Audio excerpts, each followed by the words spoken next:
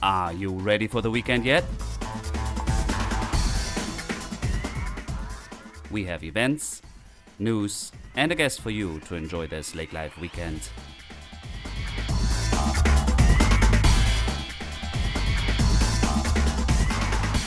Hello, and thank you for tuning in to another episode of Lake Life Weekend Podcast. I'm Dirk, I'm your host, and we are approaching weekend 35.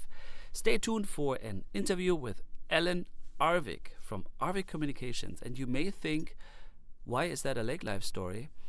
And I think it is a great Lake Life story because in today's world we are living connected. It's all about connectivity to the internet, to our friends, to social media and all those things. And hear the story from the Arvig family, how they have established infrastructure for us to enjoy the World Wide Web in Lakes Country, everywhere, on high speed.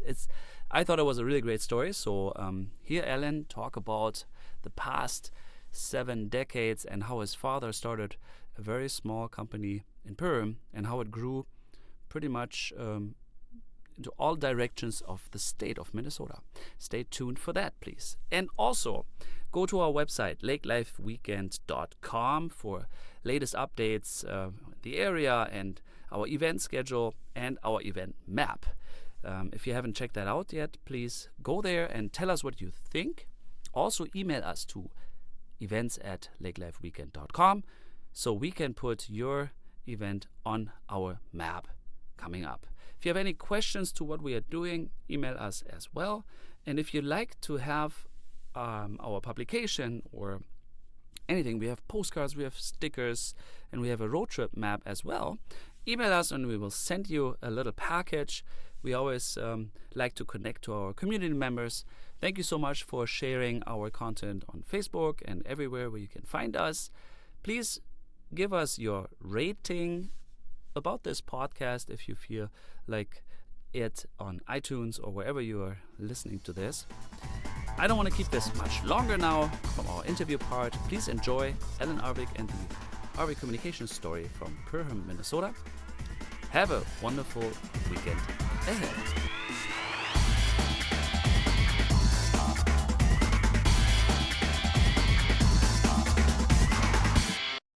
Welcome to our interview part. I'm here with Mr. Arvig. Hello, Alan. Hello there. Thank you for meeting with me.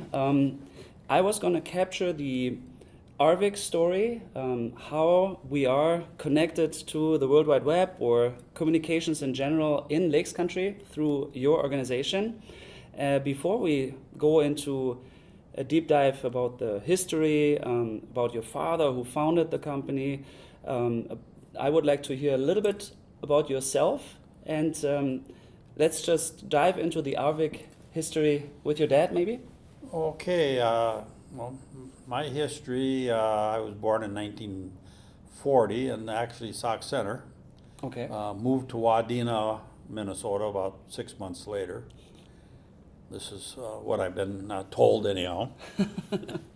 We lived in Wadena until until 1951 when we moved to Perham.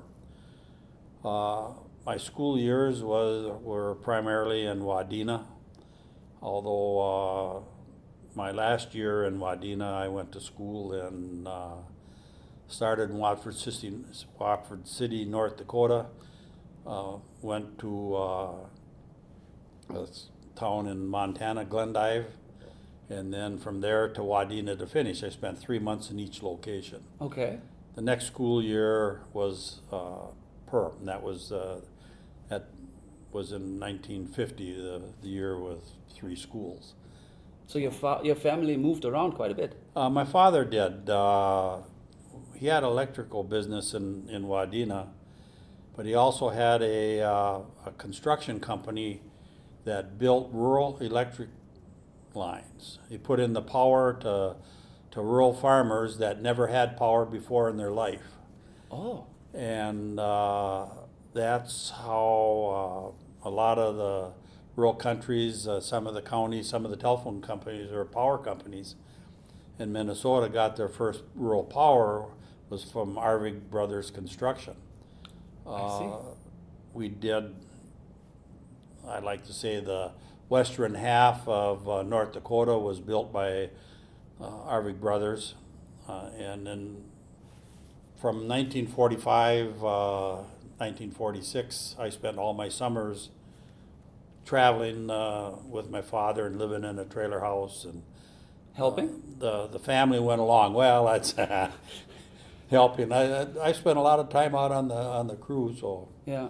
it was fun. How old were you then? I started to travel like that when I was 5, 6. Okay, that young. Yep. So you saw the company So grow from the beginning. Yeah, I saw well, that was a kind of a power company. My father was actually born and raised in the phone business in Melrose, Minnesota. Uh-huh. But not being the eldest son in the family, it passed to his older brother. And my father became a master electrician, and he worked for a while as a late teenager, early 20s for Todd Electric in Wadena. Okay. And that's why we ended up moving to Wadena. Oh, so your father already was a second generation, so to say, but his Yes. brother took over the Yeah, took over telecommunication. that. Very interesting. And my father found out that there was the Perm Telephone exchange was going to be put up for auction, and he put a bid in on it and won it. In 1950. in 1950. Yep. So 1950, that was the old phone company, the exchange. That was the exchange. It was. When you dialed in and you got connected with an Well, operator. yeah, you talked to the operator. Really? I know that our first phone system here was a little different than what I had in Wadena, but it was the old hand crank. Our ring was 7 long and 1 short, and when we lived up here on Little Pine, I mean, it was interesting. And actually, in 1965, when I was a serviceman in the company, after I got back from the service, I was assigned to Walker Exchange, and I was replacing a gentleman that was retiring up there as a serviceman. And we had a magneto exchange. That's what you called the old hand crank Okay. phone, and that was at Longville. So one of the last ones that we had, anyhow, that was it. So that was also owned by your father then in Walker? Yeah, it's so you grew. yes. We acquired that through an acquisition in 1959. Okay. The company acquired WalkerAkley, Bertha Hewitt, and Deer Creek. Wow. So there were small little. Were they city owned? So Perham No, they were owned by someone. And it just happened that they all kind of retired. Yeah, they kind of decided they wanted to get out of the business, or the business was starting to grow fast enough that they figured it was time to go. Okay. And I think, I mean, first of all, your father grew up in a communication family. His Yep. father had one, but then the electric lines pulling. So how was telecommunication back in the day? It was a copper wire right on the. How were you connected? It really wasn't a copper wire. It could be copper, but quite often it was just a steel line. It only took one circuit because it was ground return. Okay. And most farm lines, the farmers owned the lines themselves. They built the lines themselves, and they contracted with the owner in Perm. They'd bring the line into the edge of town, and the owner of the city would bring it up and hook it up to their switchboard, and they'd get these rings. And those lines were quite often tacked to trees, to fence posts. If Just to those make it to weren't the house. available, they'd put a pole in the ground and just string it between them. Just a line. Just the line. And then I'm sorry, I'm not that. I'm obviously so young. So the switchboard, like there was one line that went to each household. They were all connected to the one line. Okay. That's why, like, our ring when I came here was 7 long and a short. There was 40 some people on that line. Explain that. What does that mean? I Uh, well, that one line had 40 customers on it, or Okay. plus. It had more than one customer on it, Okay. and each customer was signed a different ring, Really? and Like a code? like a code. And when somebody contacted the operator and says, I want Tom Smith or Joe Blow, and they looked at it and they said, okay, this is one short and two long, and they'd sit there and they'd send out one short and two long, or it could be a long, short, and a long. It's whatever Like a the Morse code was. code in a way. Yep, that's kind of like what you call it, a Morse code. Yeah.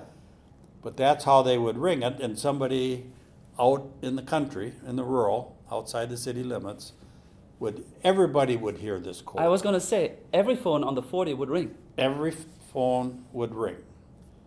And if you had too many people on the line, you better grab it and get your message first, because as more people picked up, the less volume you had.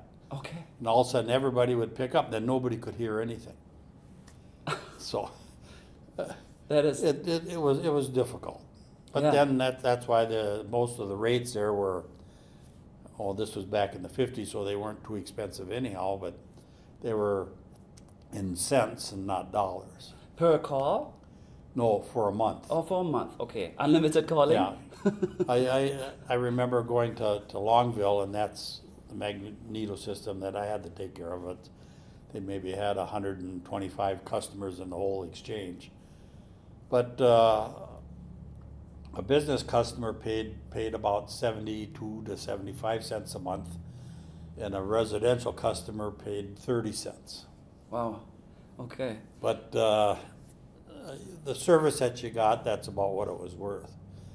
I know that I fought all kinds of trouble up there in the country, because that was lake country, something like here, and it was attacked to trees, and we go out there to work on the system to try to find why signals were so scratchy. Well, the line went right through the middle of the tree. It had been attacked to the tree so long that the wire grew into the tree. I see.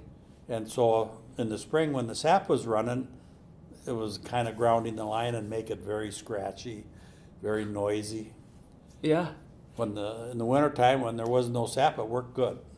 That was the 50s or 60s already? This was in the middle 60s when this happened. But Okay. perm lines were like that, although they weren't kind of as old as the Walker system was. But it was farmer built, magneto system, and perm when we came to town, and my father worked building the power lines. That's when the REA system was developed in Washington for rural electrical. Uh-huh. And that's why all these townships and power companies were coming onto the line. There were cooperatives Yeah. in the rural build. And Dad was building these, and he was well aware, because of the electrical side of it.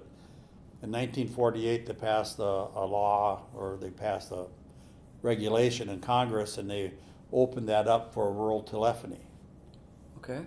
And that's when Father said, well, that's what the rural telephony needs is the government to get involved to force the RBOX, the Bell telephone companies at that time, Okay. to start building into the rural, because they'd build us into the city and very little rural, because there wasn't much revenue in the rural. Right. So they didn't invest in the infrastructure. And then that was why the REA came about. Well, the family bought the Perm Telephone Company, and the first thing that they did they made an application to the government for a rural loan to build out the rural area. Okay. To connect. Yeah. Not just to be in the city, but to connect them out. Yeah. Okay. And when they acquired that loan, then they notified all the rural farmers that owned all these lines, and like Perm, there was probably 12, 15 of them. I don't even remember the exact number. But every direction, those farmers owned theirs and this farmers owned theirs. There was many different groups of farmers that built their own line out to this group of farmsteads. Okay. And they all then were notified that we were changing the technology. Yeah. And that if they wanted to continue, they had to build then their lines to the technology to bring them to town. Or they could ask us to take over their lines and give them service. Okay. And virtually everybody in the rural asked us to build that. So, and that was in the middle 60s? That started with Perm Telephone Company in 1953 is when we. Oh, that early? Yep, early. The switchboard went in actually across the street. Okay. And that's the middle of that building is the original switchboard and building. Actually, second floor is where I lived as a kid. So. Okay. Right above the business. Yep. I started there as a janitor actually in 1954 as a 14-year-old. So that was true family business. Yep. But Perm got built. Then I believe Dent asked us to come into town, and we purchased the city. And I don't even remember who the owner was at that time. And that was the next area, and then New York Mills joined, and we just started slowly expanding. But you were invited to, like it was Yeah. like an organic? Or somebody wanted to sell out because, when technology changes or moves, and one area gets it, the next area wants it. And if the people or the group of people don't want to invest in it, then pretty soon they're forced by their own subscribers. Okay. And so, I mean, it expanded that way. And this was all pockets in Minnesota. Okay. So we grew Otter County, Yeah. and then you grew in additional counties starting in the 60s? Well, no, it's actually Otter County was primarily in the 50s and up to the middle 50s. Then with that purchase in 59, we ended up in Todd County with Bertha, Okay. and then Cass County with Akley and Walker. And then we purchased Longville also in 65. That's when Longville came in. Mm-hmm. And next, I believe, in 61, Nevis was purchased, Mm-hmm. which is Hubbard County. Yeah. So we slowly expanded. Well, slowly, almost every year, you entered a new market. A little bit, yeah. Yeah. So in late 60s, it was Vergus, which is Becker. right. And let's see here. Then we went. Vergus is still Otter County, I think, isn't it? Vergus. Right on the edge. It's on the edge. It's either Ottertail or Becker. A lot of Yeah. their customers are in Becker County. I know. Yeah. You are serving Detroit Lakes today. Yeah. Now for a while. We see like in there. Bell still owns the city in the rural area. So how does that work? We just we purchased a cable system there. Okay. In 1985. And in the early 90s, we started to expand, and actually the cable companies all over the country, it was started in some very large ones that decided that they wanted to compete with the telephone companies in those larger cities. And the cable company, you mean TV? TV. And they kind of started it, and we just followed suit on that one. Okay. And we started to overbuild, and then we started putting in fiber optics into the cable system to expand the system better in the 90s also. Already? Yeah, that's another thing. That's we go back. We were the third company in the nation back in the 50s that went to direct buried telephone cable. Really? After Bell, who? No, I don't know who started it, but Yeah. somebody started it to where they developed a plow that was pulled by a cat and put the wire into the ground. Yeah. And we started that. We were like the third in the nation, the first in Minnesota that started with that system. So majority of your lines are in ground. Virtually everything's underground. Underground, yeah. Yeah. Very, very few or very little is above ground. Yeah. And we're lucky that in this area of Minnesota anyhow, you don't have the granite in the ground like you have around St. Cloud and Melrose, because there's some areas up there that there's only about that much dirt, and then it's all solid granite. Oh, it is. It's hard to go underground then, so some of those areas will end up drilling a hole in the ground and putting a pole in it, Okay. and that's the only way you can get service over some of these rock granite ridges down there. But here it's easy to get into the ground, so we're underground here. So I see there's a lot of technology change after, purchasing like the first exchanges. So you're improving your system. Well, we tried to stay on the leading edge of the technology. Mm-hmm. And I always like to call it the bleeding edge, because a lot of those changes in the technology that came around were costly, and there was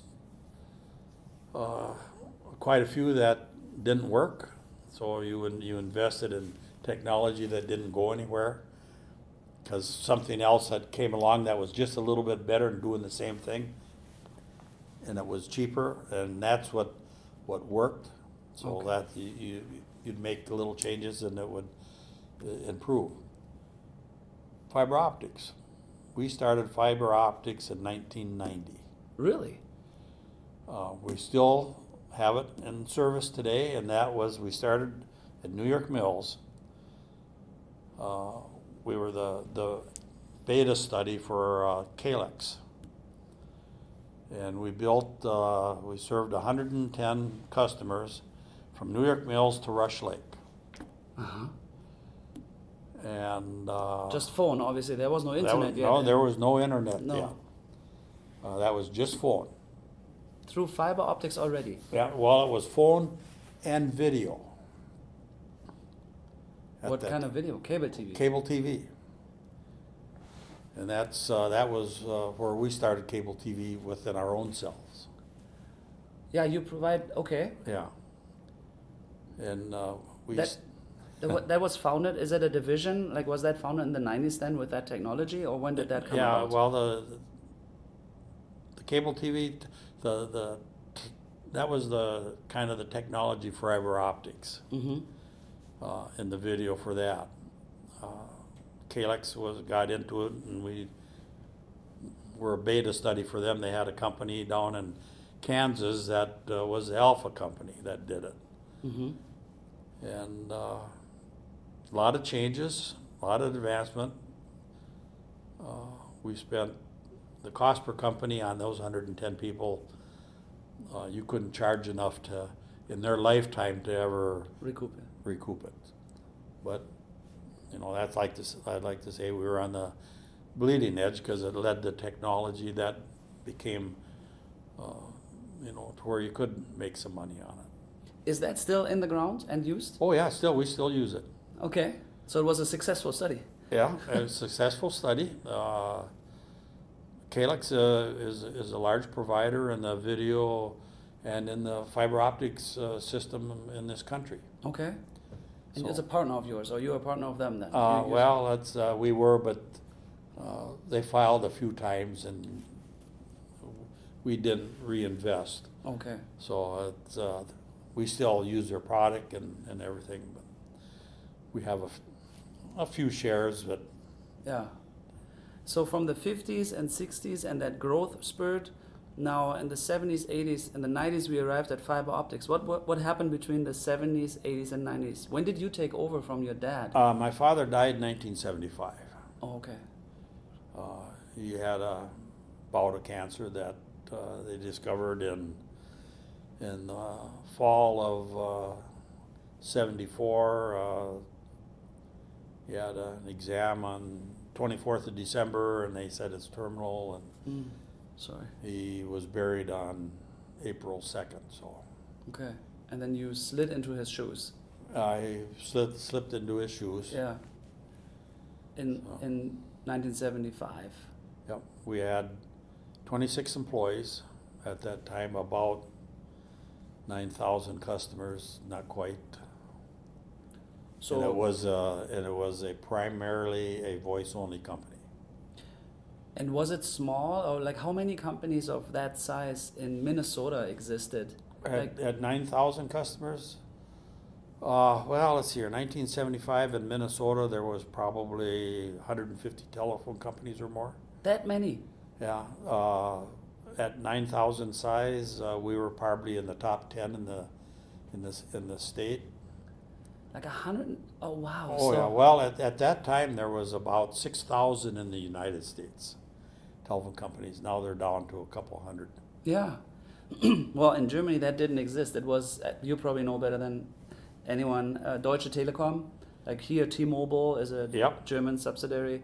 But Deutsche Telekom was owned by the government, and Yep. I think it's a constitutional obligation to provide telecommunication to each citizen. So Europe, or Germany at least, is organized very differently. As we all know, it's more governed, Yep. more governed and more governed provided, and it's not necessarily a for-profit.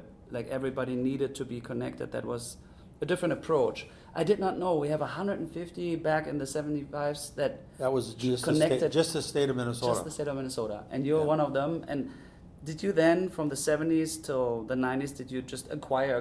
Did you grow? Just Well, it's when an opportunity came up, we acquired. okay. So you're on a growth mission. Yeah, well, we kind of had my father started it, and I just kind of kept it going. Okay. And then as all of a sudden in the telephone industry, acquisitions started going all over the place, then it became a matter of if you didn't grow, then you were going to be eaten. You wouldn't be here. By the AT&Ts and Well, the it was by there was a lot of companies that were formed, venture capitalists that just go out and start buying. throwing them all in one bucket Yeah. to resell a bigger chunk. Yeah. That happened when, in the 80s? Well, that started probably in the 70s a little bit, and kept on going, Okay. and it still goes. When you go for a nice company that you want to go after, that's up for sale, and you start bidding, and you find out that you're competing against a venture capitalist fund from Great Britain. Oh. So and you come in second. Yeah. So So fast forward today, and then we can go back a little bit. But where are we leading to? How many employees? How big is your territory? How many employees and how many customers? Like from 9,000 to 90? We reached a peak in the low 60,000s. Okay, 60,000.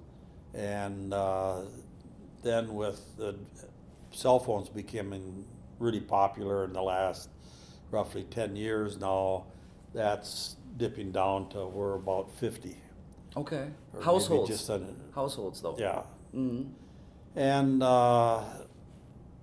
it turns out nowadays that's what you kind of look for is the internet customer.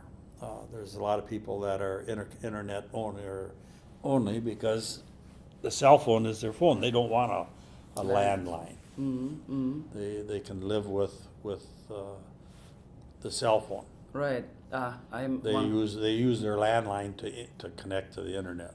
Yeah, I'm the same way. I'm an Arvig customer, but like I cannot memorize my landline. Only a few people have it, but the number. Okay, so between 70, 80, 90, we are just growing markets. You're buying into different Well, communities.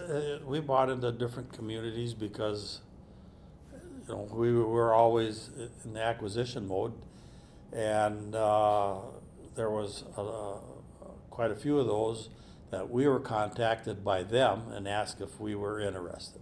Okay. No broker in between, no nothing, it just two people sitting down and agreeing on the price, and that's what it goes. These were all other family-owned companies. Mm-hmm. And so that's kind of where the 90s, actually it started with Twin Valley in '85, which actually was a one-time family member. Okay. It was an aunt of mine. It was my father's brother, and his wife had the exchange, and he died of a heart attack in 1961, and she ran it until '85 and decided it was time to get out. So. Okay. And the company your grandfather founded that your uncle managed, is that a different one? That was Twin Valley. Oh, that was Twin Valley. That was Twin Valley. Okay. When he died, she ran it then. So your father actually took over his father's company. Yeah, actually, my father's father owned that before the youngest son got it. Yeah. Bought it from him. Yeah. And actually, the town that my father grew up in, we acquired them in 2010. Okay. So, brought it home again. Yeah. And how big is your footprint? Like you're going up to Brain. Like how big is the footprint of Well, Arvig? our farthest north exchange is Big Fork, Okay. which is not too far from Canada. Yeah. And we go almost to the Iowa border for our southern exchange at Home Telephone Company down just above the Iowa border and southwest of Rochester. So almost through the north-south. Yeah, we cover, we're in 23 counties in the state. Oh wow. And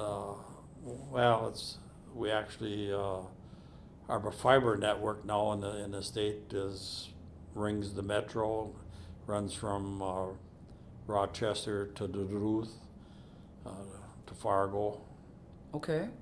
So how is it that like the big, I don't even know if there's the Bells or the AT&Ts, how is it that they were not successful? Is it because of the niche, the rural, and you just slowly took over? They're successful, but you're dominant, correct? well, we like to say that we are in the areas that we serve, and that's mainly because we try to provide the best that we can. Yeah. And the government, FCC, has decided to help out that way. There's loan money that says you have to get out into the rural and you got to provide X amount of bandwidth to everybody. And now you can hear some of the Congress people running for president that want to create a huge pot of money out there to get it everywhere. To get everybody connected. Yeah. Okay. So that would you would benefit and be able to support that. Oh yeah. That objective. Right now we're on an objective to get the worst customer to be able to get one up and four down. Okay. And that'll be the worst. Oh, that's okay. That's pretty quick. Yeah. Yeah. We're talking Mbits, right? Megabits. Megabits per second. Yes. That would be the worst connection. That's the worst connection. Wow. I think your average is at 10 down. 2 up. Well, it's they're trying to do. Let's see, what is it? 10 up and 100 down in most areas. They're closer, Oh wow. Closer to the city. Yeah, that's the fastest probably. Yeah, that'd be but the the average fastest. would be, yeah. 25 and 5. Oh, really? 25 and 3 is what they're originally shooting at. Okay. Okay. That is fast. Yeah, and the 4.1 is going to be very few customers. Out of the 50,000 customers that we have, that'd be about 1,000 of them. Okay. And So that would be just people you really can't get to. like up on the Canadian border. Well, it'd be people that are probably 25 miles from your exchange. Okay. You still call it an exchange, yeah? Yeah. Which is Although awesome. it's interesting because every exchange had their own switch. Yeah. Switchboard. Yeah, switchboard. Yeah. Whether it was operated an operator on it or electronic. Now we got one for the company.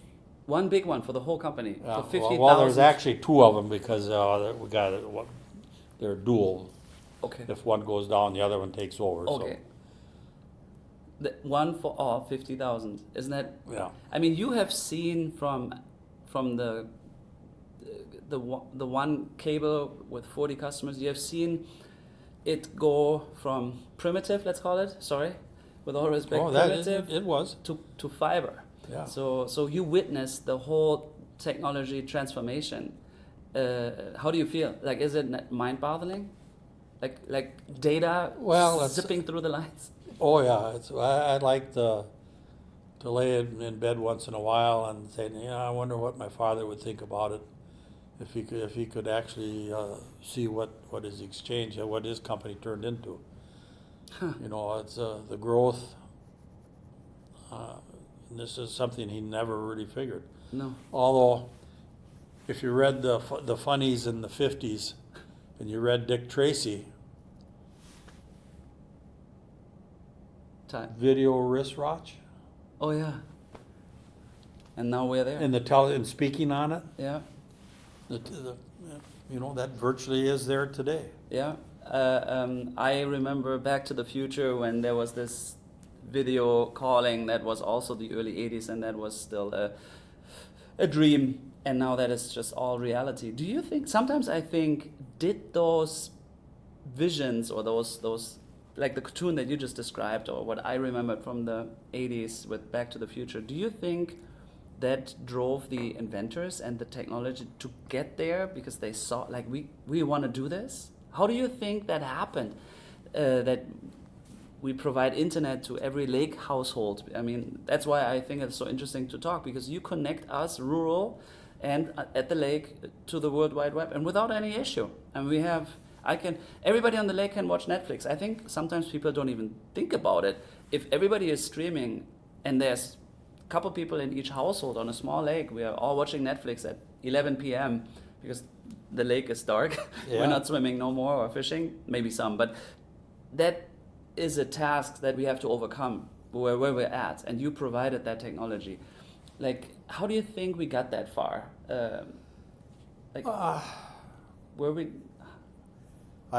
Somebody out there is thinking these things up. It's the Bell Labs of the world. Yeah.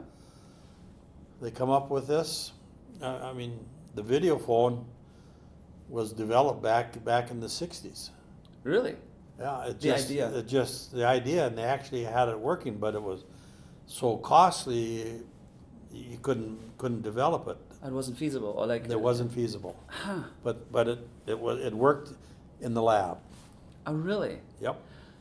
So the obstacle always is cost. How do we make it consumer affordable? And that's what it is. And eventually the technology catches up with the development that makes it work. Mm. And so that's what you end up with then. Mm. So where do you see us, like, what do you know, what is out there in the communication world? I mean, are you able to provide a cellular system? Or like, where do you see Arvig or us living rural? A cellular system? Yeah, are you going to add cellular system? Does it make any sense? With the cellular systems that are out there today, and actually uh, we were part of what is Verizon now, because we helped build RCC, and that was in Alexandria, and provided one of the cell customers or clients, companies in this part of the state. RCC is the antenna? Was Rural Cellular Corporation. Oh, okay. That back in the late 80s, started to build the cellular systems.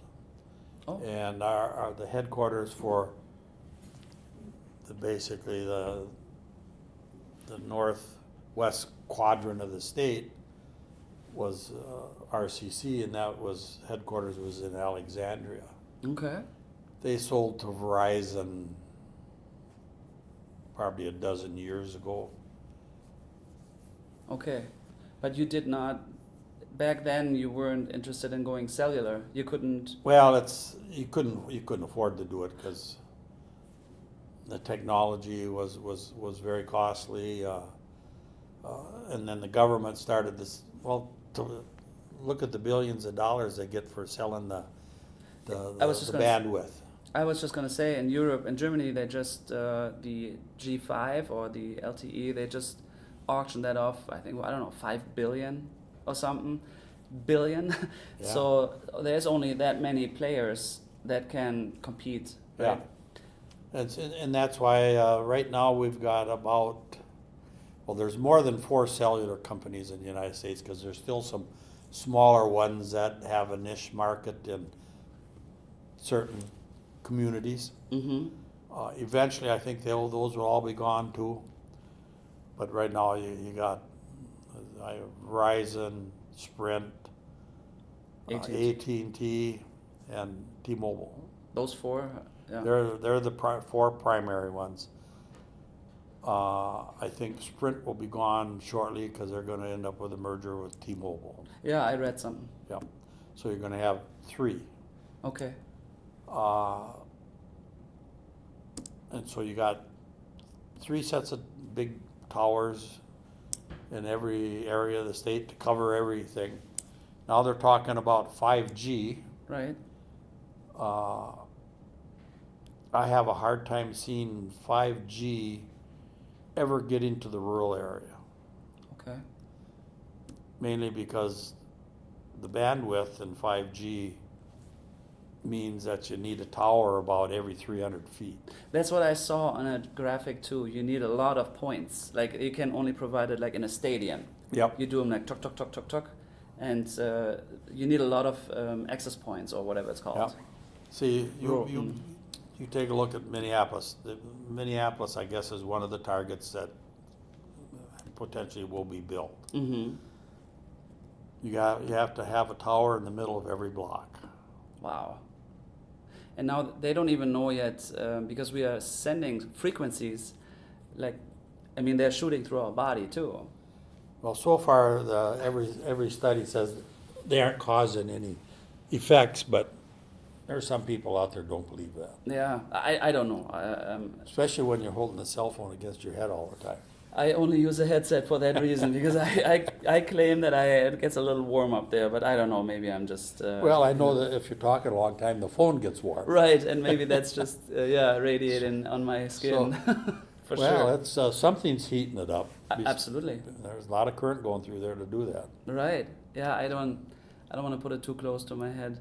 But, so do you think that actually protects you, I guess, if we don't have the bandwidth in rural, so your internet connection to our, let's call it lake homes, the rural, the farms, the living outside of the communities, so the landline will be as relevant as ever for us in rural Minnesota. Yeah.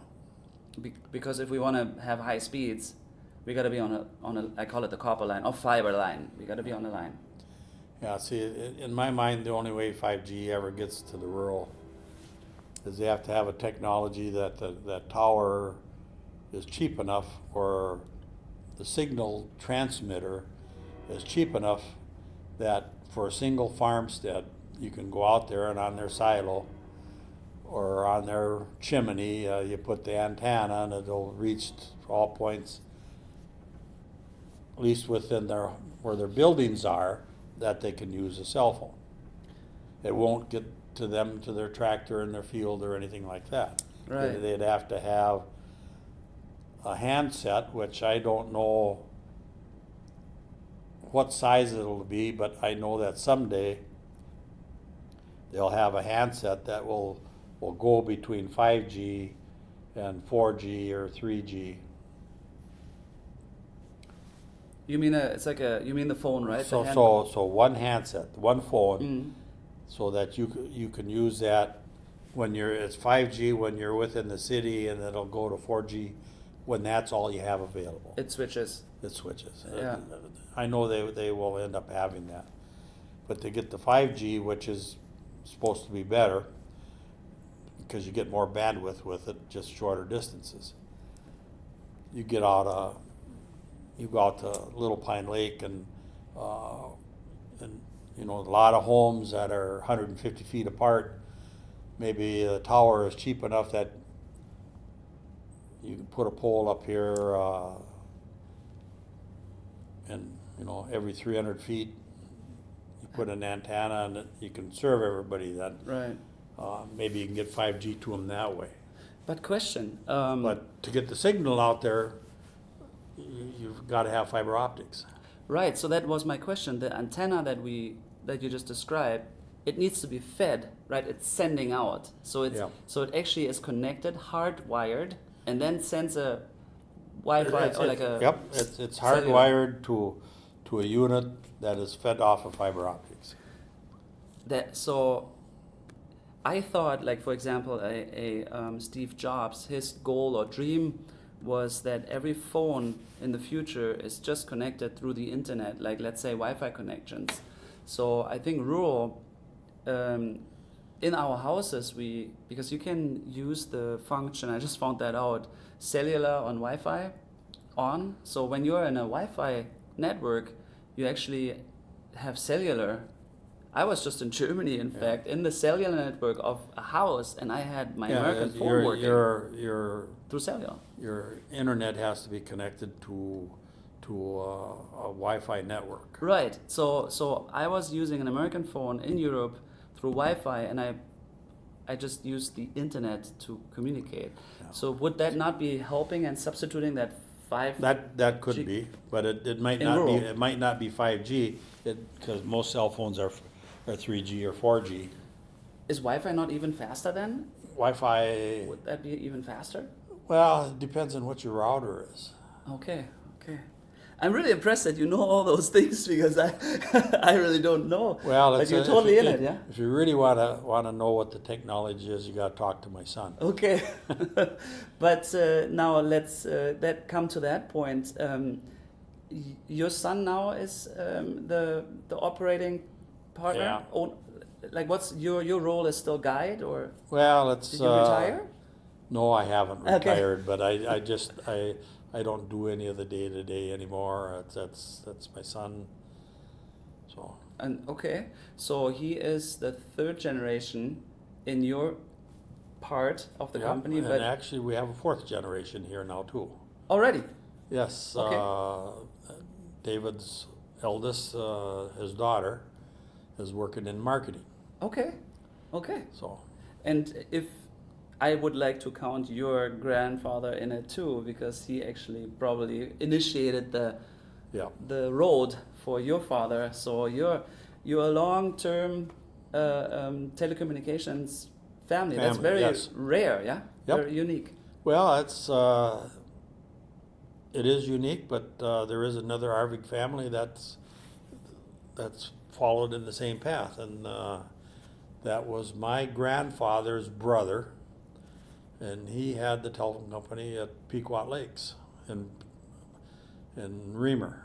Okay. Not Reamer, but Pequot Lakes and I don't know. Oh, senior moment. I can't remember the next town, but yeah. So is that still existing too? no, they ended up being sold to TDS. Okay. But his son is still in the business. In the Minneapolis area with a wireless offering. Oh, cool. So and actually, your brand name, it wasn't always Arvig. Like, how did that all end up? That you're now known as Arvig Communications? Well, we started as the Perm Telephone Company, and then the East Ottertail Telephone Company, then Arvig Communications. And it was during the Arvig Communications, the whole industry decided they wanted to come up with new names. And we hired a marketing firm out of the Metro. Like I said, we paid big bucks for that. They did a big study and ended up coming back and said the best name was plain Arvig. So that's why we ended up that. It surprised me. A little embarrassing to start with, but you kind of get used to it, I guess. Why? Because it's your last name? Yeah, because you're in some place and you're talking and they say, well, who are you? What's your name? And you say, Arvig. And they say, Arvig? You know, gee, I see your vehicles all over the place, you know, and well, you know, to me that's a little embarrassing. I'd rather stay in the background. Okay, yeah, okay. Yeah, I can see that. But it's also something to be proud of, I guess. Oh, yeah. And if your father would have foreseen the future, I think. Oh, I think he'd be proud. Yeah, I bet he would. Yeah. No. Very, very, very interesting. I'm glad that we have the Arvig network, to be honest, because I depend on my work. I'm sending this podcast and the World Wide Web here from Perm through your network, and I think a lot of people would be disappointed to not use their phones and internet and access to the social. Yeah, and our goal is to make it even faster. So. Yeah. And we're working. We have to put in. Well, we have to build out. We started 2.5 years ago, and we had to build out to 32,000 customers to be able to increase the speed of the network. With fiber. With fiber. Yeah, I am on like 7, and it's amazing. We have fiber everywhere. I was very, very impressed. Yeah, it's we started to build fiber to the home, and we selected Osage as our first company to build out, and that is getting to be spread out all over everywhere. So. Yeah, well. Closing out, I usually like to ask our guests what you like most about lake life. You live on the lake here in Perm, right? Yeah, I actually I bought a home on Little Pine in early 90s. Rented it out for a bunch of years. Okay. And you know, I grew up on Little Pine. My eldest sister and her husband bought the place from my mother. My mother wanted me to buy it, and I said no, because I'm going to want to change the house, and you aren't going to want me to. I said I'd buy it only for the lawn, because it was a gorgeous lawn, and I mowed it for years. But I would want to change the house. And she says, you know, well, thank you for telling me that. And so she had my sister buy it. And they took out the house. Without telling. Well, mother said, you know, I told her that what was wrong with it. And my sister and her husband said they wanted to change it and do things different also. I mean, it was a home that was built in 1951 on a slab on the lake, and it was added on about 5 times, and it was piecemealed together. And what do you enjoy most of being at the lake? I just like to wake up in the morning and I look out the bedroom windows and I look at the lake, mainly to see what direction the wind's out of. And I loved to have the swans. I'm on Little Pine, and for some reason, that is, as the ice starts to build on the lake, all of a sudden the swans show up in front of my place by the hundreds. Really? And there must be some feet on the bottom of the lake that they can reach, and they're sitting there and feeding, and they're squawking, keeping you awake all night. Is gorgeous, actually. Yeah. That's what I like about the lake. So you like to be connected to nature. Yep. Yeah. Yeah. So Very good. it is enjoyable. Yeah. Very rejuvenating. Yes. Well, thank you very much for your time and sharing your story. And thank you. Yeah, this was already our newest episode of the Lake Life Weekend podcast. We sure hope you enjoyed it. Tune in again next week with another great guest and updates. Always check out our website, lakelifeweekend.com, and if you have some comments, please feel free to email us at hello@lakelifeweekend.com, and you have a wonderful weekend ahead.